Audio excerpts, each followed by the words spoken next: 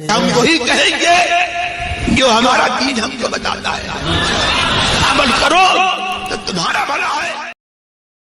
الحمدللہ رب العالمین والصلاة والسلام علی سید الانبیاء والمرسلین، اما بعد، اعوذ باللہ من الشیطان الرجیم، بسم اللہ الرحمن الرحیم، ان اللہ وملائکتہ یصلون علی النبی یا ایہا الذین آمنوا صلوا علیہ وسلموا تسلیما، اللہم صل علی سیدنا وشفیعنا وحبیبنا ومولانا محمد وبارک وسلم صلاۃ وسلام علیک یا رسول اللہ صلی اللہ تعالی علیہ وسلم۔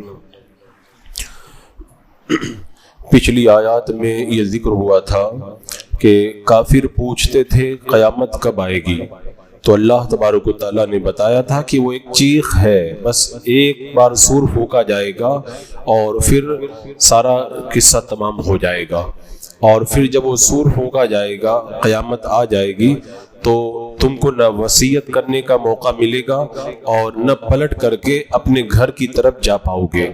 تو یہ پہلا سور جب پھونک دیا جائے گا سب لوگ مر جائیں گے۔ اب اس کے بعد میں پھر کیا ہوگا، ان آیتوں میں اللہ تبارک و تعالیٰ نے بیان فرمایا، وَنُفِخَ فِي الصُّورِ فَإِذَا هُم مِّنَ الْأَجْدَاثِ إِلَىٰ رَبِّهِمْ يَنْسِلُونَ، اور پھونکا جائے گا سور جبھی وہ قبروں سے اپنے رب کی طرف دوڑتے چلیں گے۔ یہ دوسرے سور کی بات ہے، یعنی پہلا سور جب پھونکا جائے گا تو دنیا فنا ہو جائے گی، اور دوسرا سور جب پھونکا جائے گا تو لوگ اپنی اپنی قبروں سے نکل کر کے اپنے رب کی بارگاہ کی طرف بڑھتے ہوئے نظر آئیں گے۔ یہاں پہ رب نے فرمایا وَنُفِخَ فِي الصُّورِ، اور سور پھونکا جائے گا۔ یہ سور کیا ہے؟ یہ سینگ کی شکل کی کوئی چیز ہے جس میں پھونک ماری جائے گی۔ حضرت اسرافیل علیہ السلام کو پھونک اللہ تبارک و تعالیٰ صورتوں اور روحوں کو ان کے اجسام میں منتقل ہونے کا سبب بنا دے گا۔ حضرت اسرافیل علیہ السلام کی پھونک کو اللہ تبارک و تعالیٰ یہ اس کا سبب بنا دے گا کہ صورتیں اور روحیں جسموں کی طرف منتقل ہوں گی۔ یہ دوسرے سور کی بات ہے جس کا یہاں پر ذکر کیا گیا، اور جو اس سے پہلے بتایا گیا تھا، پہلی بار سور پھونکنے کا ذکر تھا، یہ جو بتایا جا رہا ہے یہ دوسری بار سور پھونکنے کا ذکر ہے۔ اور یہ سور جب پھونکا جائے گا تو سب مردے زندہ ہو کر اپنے رب کی طرف دوڑتے ہوئے نظر آئیں گے۔ حضرت ابو ہریرہ رضی اللہ تعالیٰ عنہ بیان کرتے رسول اللہ صلی اللہ تعالیٰ علیہ وسلم نے فرمایا، دو بار سور پھونکنے کے درمیان 40 کا وقفہ ہوگا، یعنی پہلا سور جب پھونکا جائے گا قیامت آئے گی، اور دوسرا جو سور پھونکا جائے گا لوگ قبروں سے نکل کے رب کی بارگاہ میں آئیں گے، دونوں کے بیچ میں 40 کا فاصلہ ہوگا۔ 40 کیا؟ لوگوں نے پوچھا ابو ہریرہ 40 دن یا 40 مہینے؟ انہوں نے کہا میں نہیں کہہ سکتا۔ لوگوں نے کہا 40 سال؟ انہوں نے کہا میں نہیں کہہ سکتا۔ پھر اللہ تبارک و تعالیٰ آسمان سے پانی نازل کرے گا جس سے لوگ اس طرح اگیں گے جس طرح سبزہ اگتا ہے۔ حضرت ابو ہریرہ نے کہا ایک ہڈی کے سوا انسان کے جسم کی ہر چیز گل جاتی ہے، اور قیامت کے دن اللہ تعالیٰ اسی ایک ذرے سے انسانوں کو دوبارہ پیدا فرمائے گا، تو قیامت کے دن اسی سے انسان کو دوبارہ بنایا جائے گا۔ تو اب سارے لوگ پھر دوبارہ زندہ ہوں گے، دوبارہ زندہ ہوں گے۔ ان آیتوں میں 2 مرتبہ جو سور پھونکنے کا ذکر کیا گیا، تو دوسری بار کا تو صاف صاف ذکر ہو گیا، پہلی بار کا ذکر پچھلی آیات میں ہوا تھا۔ اب یہاں پہ فرمایا گیا اس وقت لوگ کیا ہو جائیں گے، ان پر بے ہوشی طاری ہو جائے گی، یعنی جن عام لوگوں اور عام فرشتوں پر پہلے موت نہیں آئی ہوگی، اس بے ہوشی کے اثر سے وہ مر جائیں گے، اور انبیاء کرام اور شہداء کرام جن پر موت طاری ہو چکی تھی اللہ تعالیٰ ان کو حیات عطا فرمائے گا، وہ صرف بے ہوش ہوں گے، یعنی پہلے سور کے بعد، اور دوسرے سور کے بعد میں سب لوگ زندہ ہو کر رب کی بارگاہ کی طرف بڑھتے ہوئے نظر آئیں گے۔ یہاں پر ایک چیز ہے، اگر کوئی یہ سوال کرے کہ دونوں دفعہ جو سور پھونکا جائے گا اس کی حقیقت ایک ہولناک چیخ ہوگی، پھر کیا بات ہے کہ پہلی بار سور سن کر کے لوگ مریں گے اور دوسری بار سن کر کے زندہ ہو جائیں گے، آخر اس کی وجہ کیا ہے؟ تو علماء نے اس کا جواب یہ دیا کہ موت اور حیات میں حقیقت میں جو مؤثر ہے وہ اللہ تبارک و تعالیٰ کا حکم ہے۔ اللہ چاہے تو کسی کو زندہ ہونے کا سبب بنا دے، وہ چاہے تو کسی کو مردہ ہونے کا سبب بنا دے. جیسے مثال کے طور پر ہم دیکھتے ہیں درخت ایک ہی قسم کی لکڑی پر مشتمل ہے لیکن تنا اوپر جاتا ہے اور جڑ نیچے آتی ہے. بس اللہ کی مرضی ہے, جو تنا جو ہے وہ اوپر جا رہا ہے, جڑ نیچے آ رہی ہے. تو اسی طرح اللہ تبارک و تعالیٰ چاہے گا تو پہلے والے سور کو وہ موت کا سبب بنا دے گا اور دوسرے سور کو یہ زندہ ہونے کا سبب بنا دے گا. بہرحال اچھا ایک چیز اور یہ بھی ہے, اس آیت میں فرمایا سب لوگ اپنی قبروں سے نکل کر کے بھاگ رہے ہوں گے. اب سوال پیدا ہوتا ہے جب قیامت آئے گی تو ساری دنیا فنا ہو جائے گی, قبریں کہاں پہ ہوں گی وہاں پہ؟ اس آیت کریمہ میں اللہ تعالیٰ نے فرمایا نا قبروں سے نکل کے اللہ کی بارگاہ میں جائیں گے. تو جب قیامت آئے گی تو زمین آسمان ساری دنیا ختم ہو جائے گی, یہ قبریں کہاں پہ ہوں گی؟ تو اس کا جواب علماء نے دیا قبر سے مراد وہ جگہ ہے جہاں مردوں کو دفن کیا جاتا ہے.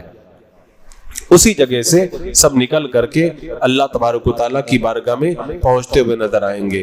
اور یا پھر جو فرمایا گیا کہ قبروں سے مراد وہ جگہ ہیں جہاں ان کے اجزاء اصلیہ ہوں گے. بہرحال اس کے بعد میں پھر کیا ہوگا؟ سور پھونکا جائے گا. پھر کیا ہوگا؟ قالوا یا ویلنا من بعثنا من مرقدنا هذا ما وعد الرحمن وصدق المرسلون. کہیں گے ہائے ہماری خرابی, کس نے ہمیں سوتے سے جگا دیا, یہ ہے وہ جس کا رحمان نے وعدہ دیا تھا اور رسولوں نے حق فرمایا تھا. یعنی کافر جب میدان قیامت دیکھیں گے نا کہیں گے کہ ہم تو سو رہے تھے, ہم کو کس نے جگا دیا, ہم کو کس نے جگا دیا. یعنی جب کفار کو قبروں سے اٹھایا جائے گا رنج و غم کی کیفیت طاری ہوگی, مصیبت کو دیکھ کے پکاریں گے ہائے مصیبت, ہماری ہلاکت ہو, یہ کیسا وقت ہے. اور کفار کہیں گے کہ ہم کو ہماری خوابگاہوں سے کنہوں نے اٹھا دیا. اس آیت سے یہ معلوم ہوتا ہے کہ کفار قبروں میں سوئے ہوئے تھے. تو پھر ایک سوال ذہن میں آتا ہے کہ کافروں تو قبر کے اندر عذاب ہوتا ہے, وہ آرام سے تھوڑی سوتے ہیں نا, پھر وہ یہ کیوں کہیں گے کہ ہم تو سو رہے تھے, ہم کو کس نے اٹھا دیا؟ تو اس کا جواب علماء نے دیا کہ کافروں پہ تو قبر میں عذاب ہوتا ہی ہے, لیکن جب پہلا سور جو پھونکا جائے گا اور دوسرے سور کو جو بیچ میں جو 40 سال ہوں گے نا, ان 40 سال کے اندر ان کا عذاب ہلکا ہو جائے گا. ان 40 سال کے اندر ان کا عذاب ہلکا ہو جائے گا اور ان پر نیند طاری ہو جائے گی. تو جب 40 سال کے بعد دوسرا سور پھونکا جائے گا تب وہ کہیں گے ہائے ہم کو کس نے اٹھا دیا. یعنی 40 سال کی کچھ آرام کرنے کا موقع مل گیا تھا. اور جب 40 سال بعد ان کو اٹھایا جائے گا تو اچانک قیامت کے آثار دیکھ کے کہیں گے, گھبرا کے کہیں گے ہماری خوابگاہوں سے ہمیں کس نے اٹھا دیا. ایک جواب اس کا یہ دیا گیا ہے کہ قیامت کے ہولناک معاملات کو دیکھ کر کے ان کی عقلیں معوف ہو جائیں گی اور قبر کا عذاب بھول جائیں گے اور اپنی موت کو نیند سے تعبیر کریں گے. بولے ہم تو آرام سے تھے, اب تو بڑا معاملہ سخت ہو گیا ہے. اور ایک جواب اس کا یہ بھی دیا گیا ہے کہ جب دوزخ کے عذاب اور اس کی شدت کو دیکھیں گے تو قبر کا عذاب بہت ہلکا لگے گا, کہیں گے وہی ٹھیک تھا ہمارے لیے, کس نے ہم کو اٹھا کر کے یہاں لا کے کھڑا کر دیا ہے. تو کہیں گے قالوا یا ویلنا من بعثنا من مرقدنا, ہائے خرابی, کس نے ہمیں سوتے سے جگا دیا. اور کہیں گے ھذا ما وعد الرحمن وصدق المرسلون, یہ ہے وہ جس کا رحمان نے وعدہ دیا تھا اور رسولوں نے حق فرمایا تھا. یہ کون کہے گا؟ یہ ہے جس کا رحمان نے وعدہ, یہ کون کہے گا؟ ایک روایت کے مطابق مسلمان کہیں گے دیکھو کافروں تم نہیں مانتے تھے اب مانو, یا پھر فرشتے کہیں گے تم نہیں مانتے تھے اب مانو. اور ایک روایت کے مطابق کافر خود ہی کہیں گے, کافر خود ہی کہیں گے پہلے تو ہم نہیں مانتے تھے, اب تو پتہ چل گیا کہ جو نبیوں نے جو کہا تھا نا کہ عذاب آئے گا صحیح کہا تھا, قیامت آئے گی, تو قیامت آ گئی. لیکن وہ کہتے ہیں نا کہ جب چڑیا چگ گئی کھیت, اب پچھتائے ہوت کیا جب چڑیا چگ گئی کھیت, اب تو آ گئے میدان قیامت پہ, اب ماننے سے کیا فائدہ, پہلے جب ماننے کا وقت تھا تب نہیں مانا, اب ماننے سے ان کو کوئی فائدہ نہیں ہوگا اور پھر افسوس کے سوا ان کے پاس میں کوئی چارہ نہیں ہوگا. اب یہ جو سور پھونکا جائے گا یہ کیا ہوگا؟ رب نے فرمایا ان کانت الا صیحۃ واحدۃ فاذا هم جميع لدینا محضرون, وہ تو نہ ہوگی مگر ایک چنگاڑ, جبھی وہ سب کے سب ہمارے حضور حاضر ہو جائیں گے. یہ جو سور پھونکا جائے گا نا تو صرف ایک زبردست چیخ ہوگی جس سے سارے مردے زندہ ہو جائیں گے, ایک ہی چیخ سے, اور تمام لوگ میدان محشر کے اندر زندہ ہو کر کے حاضر ہو جائیں گے. یہ چیخ کس کی ہوگی؟ امام آلوسی فرماتے ہیں حضرت اسرافیل علیہ السلام چلا کے کہیں گے. کیا کہیں گے؟ چیخ کیا ہوگی؟ یہ ہوگی چیخ, اے گلی ہوئی ہڈیوں, اے گوشت پوش کے ذروں, اے خراب شدہ بالوں کے باقیات, اللہ تعالیٰ تمہارا فیصلہ فرمانے کے لیے تمہیں حکم دیتا ہے, سب آ جاؤ. یہ چیخ ہوگی. اللہ تعالیٰ نے فرمایا نا وہ تو ایک چنگاڑ ہوگی، یہ چنگاڑ ہوگی، آ جاؤ سب آ جاؤ میدان قیامت میں جمع ہو جاؤ، اللہ تعالیٰ تمہیں اللہ تبارک و تعالیٰ تمہیں اپنی بارگاہ کے اندر حاضر ہونے کا حکم دیتا ہے. جیسا کہ ایک دوسری آیت میں اللہ تعالیٰ نے فرمایا نا فَإِنَّمَا هِيَ زَجْرَةٌ وَاحِدَةٌ فَإِذَا هُمْ يَنظُرُونَ، وہ تو صرف ایک زوردار جھڑکنا ہے تو وہ اچانک دیکھنے لگ جائیں گے. بس ایک ہی چیخ کے اندر سب کے سب اللہ تبارک و تعالیٰ کی بارگاہ کے اندر حاضر ہو جائیں گے. اس کے بعد میں پھر کیا ہوگا؟ فَالْيَوْمَ لَا تُظْلَمُ نَفْسٌ شَيْئًا وَلَا تُجْزَوْنَ إِلَّا مَا كُنْتُمْ تَعْمَلُونَ، تو آج کسی جان پر کچھ ظلم نہ ہوگا اور تمہیں بدلہ نہ ملے گا مگر اپنے کیے کا. اب میدان قیامت سج گیا، مومن بھی آ گئے، کافر بھی آ گئے، دنیا میں تنگ کرنے والے پریشان کرنے والے سب آ گئے. یہاں پہ پہلے مندر بنا تھا، انہوں نے مسجد بنا لی، یہاں پہ ہماری مورتی رکھی تھی، انہوں نے اپنا آستانہ بنا. یہ جتنا دنیا کے اندر یہ ستم کرتے ہیں، ظلم ڈھاتے ہیں اور ادھر ادھر کی لگاتے ہیں اور اپنے چند دن کے حکومت کے زام کے اندر مبتلا ہو کر کے مسلمانوں پر ظلم و ستم کے پہاڑ توڑتے ہیں، وہ بھی سب حاضر ہو جائیں گے. قیامت کا میدان سج جائے گا اور مسلمان بھی قیامت کے میدان میں آ جائیں. اللہ تعالیٰ فرمائے گا آج کسی پر ظلم نہیں ہوگا، کسی پر ظلم نہیں ہوگا اور تمہیں بدلہ نہیں ملے گا مگر اپنے کیے کا. تو جو اچھا کیا اس کو اچھا بدلہ ملے گا اور جو برا کیا اس کو برا ملے گا. تو کسی مومن پر ظلم نہیں ہوگا نہ کسی کافر پر ظلم ہوگا. اللہ تعالیٰ مسلمانوں کو جو اجر و ثواب عطا فرمائے گا یہ اللہ کا فضل ہوگا اور کافروں کو جو عذاب ملے گا یہ اللہ کا عدل ہوگا. اللہ کسی پر ظلم نہیں کرتا، بندے خود اپنے آپ پر ظلم کرتے ہیں. اور وہاں پر اب یہاں پر علماء نے فرمایا کہ ایک معنی اس کا یہ بھی ہے کہ کفار کو صرف انہی کاموں کی جزا ملے گی جو انہوں نے دنیا میں کیے تھے، یہ عدل ہے. اور کافروں کی کوئی نیکی تو میدان قیامت میں ہوگی نہیں، نیکی تو کوئی ہوگی نہیں. تھوڑا بہت انہوں نے کیا ہوگا تو دنیا میں اس کا اجر مل گیا، حکومت مل گئی، پیسہ مل گیا، تندرستی مل گئی، اولاد سب دنیا میں مل گیا. قیامت میں ان کے لیے کوئی اجر و ثواب نہیں ہوگا کیونکہ نیکی کے لیے چاہیے ایمان، ایمان کے بغیر کوئی نیکی ہوتی ہی نہیں ہے. تو لہذا وہ ایسے ہی رہ جائیں گے. تو جب کفار کو ان کے نیک کاموں کا دنیا میں اجر دے دیا گیا، ہاں اللہ تعالیٰ مسلمانوں کو اپنے فضل سے بعض ان کاموں کا بھی اجر دے گا جو مسلمانوں نے نہیں کیا. اللہ کا کرم دیکھو، جو کیا ہے اللہ اس کا بھی اجر دے گا اور جو نہیں کیا اپنے کرم سے بھی دے دے گا. کیا دے گا؟ حضرت عقبہ بن عامر رضی اللہ تعالیٰ عنہ بیان کرتے ہیں نبی اکرم صلی اللہ علیہ وسلم نے ارشاد فرمایا جس دن بھی کوئی عمل ہو اس دن کا اختتام اسی عمل پر کیا جاتا ہے. جب مومن بیمار ہو تو فرشتے کہتے ہیں اللہ تو نے اپنے فلاں بندے کو بیماری میں قید کر دیا، تو اللہ تعالیٰ فرمائے گا اس بندے کے صحیفہ اعمال میں اس عمل کو مکمل کر دو یہاں تک کہ وہ تندرست ہو جائے یا انتقال کر جائے. یعنی جو نیکی کرتا تھا بیماری میں نہیں کر پا رہا ہے نا، اللہ تعالیٰ فرماتا ہے اس کو دے دو، اس کا بھی اجر عطا فرما دو. اور حضرت عبداللہ بن عمر کہتے ہیں کہ رسول اللہ صلی اللہ علیہ وسلم نے فرمایا جس شخص کے جسم میں کوئی بیماری پیدا ہوتی ہے تو اللہ تعالیٰ اس کے نامہ اعمال لکھنے والے فرشتوں کو حکم دیتا ہے میرا بندہ جب تک میرے مسلط کیے ہوئے مرض کی قید میں ہے اس کے نیک کاموں کو روزانہ لکھتے رہو. جیسے روزانہ بندہ تہجد بھی پڑھتا، اشراق بھی پڑھتا، چاشت بھی پڑھتا، بیمار ہو گیا تہجد میں نہیں اٹھ پا رہا ہے، اللہ تعالیٰ فرماتا ہے یہ بیمار ہو گیا میں نے اس کو بیماری دی ہے نا، اس کے نامہ اعمال میں جب تک یہ ٹھیک نہیں ہو جاتا تہجد کا ثواب بھی لکھو.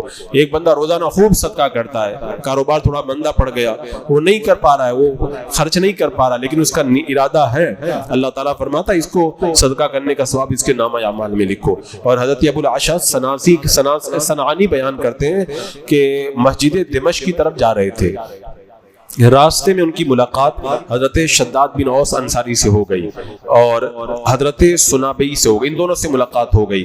تو میں نے پوچھا کہ آپ دونوں لوگ کہاں جا رہے ہیں؟ انہوں نے کہا کہ ہمارا ایک بھائی مصر سے آیا ہوا ہے، اس کی بیماری کے اندر عیادت کرنے کے لیے جا رہے ہیں. تو کہتے میں بھی ان کے ساتھ میں چلا گیا. ہم اس شخص کے پاس گئے تو ان دونوں نے اس سے پوچھا تمہارا حال کیا ہے؟ تو اس نے کہا مجھ پر صبح سے اللہ کا انعام ہے. حضرت شداد نے کہا تمہیں اپنے گناہوں کے کفارے کی بشارت ہو اور اپنے گناہوں کے معاف ہونے کی بھی بشارت ہو، کیونکہ میں نے اللہ کے رسول علیہ السلام سے سنا ہے اللہ تعالیٰ فرماتا ہے جب میں اپنے بندوں میں سے کسی مومن بندے کو کسی بیماری میں مبتلا کرتا ہوں اور وہ میری آزمائش پر میری حمد کرتا ہے تو میں فرشتوں سے کہتا ہوں تم اس کی صحت کے دنوں میں اس اس کا جو ثواب لکھتے تھے وہی ثواب اب بھی لکھ دو اس کے علاوہ. یعنی تم کو میں بشارت دے، تم بیمار ہو گئے، اللہ کا شکر ادا کر رہے ہو تو اللہ تعالیٰ تمہارے شکر کی وجہ سے تمہاری صحت کے جو اعمال نیک تھے نا اس کا اجر آج بھی عطا فرما رہا ہے.